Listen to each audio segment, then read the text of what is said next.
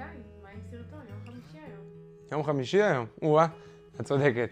טוב, אז חברים שלי, שלום לכולם. היום אנחנו נדבר על משהו שמעסיק אותי הרבה בשבוע האחרון, וזו עסקה של מחזור משכנתה, ומה חשוב לי שתדעו.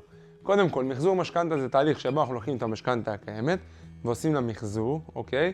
בעצם מבצעים את המשכנתה מחדש, כדי להשיג ריביות טובות יותר, ובעצם לחסוך כסף. יש אופציה לחסוך פה גם בהחזר החודשי, ובטח ובטח שבעלות הכוללת, ששם החיסכון כבר מתבטא בין עשרות ומאות אלפי שקלים. מה חשוב לי עוד שתדעו? שאלה שעולה הרבה. כל כמה זמן אפשר לעשות מחזור? אם אני לוקח את המשכנתה היום, מתי אני יכול למחזר? אם החזרתי לפני חצי שנה, אני יכול לעשות את זה שוב. חברים יקרים, מחזור משכנתה אפשר לעשות כל הזמן.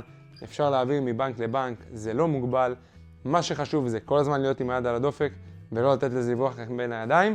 והחשוב ביותר הוא לדעת מתי נקודות השינוי במשכנתה שלכם, ושם בטח שלבדוק לפני כן, כדי לא להגיע למצב שמגיע לנקודות השינוי, ובלי לשים לב הריביות קופצות. אז מי שלא יודע מתי נקודת השינוי שלו מוזמן לדבר איתי ונעשה את זה ביחד. שיהיה לכם אחלה סופה, שאוהב אתכם.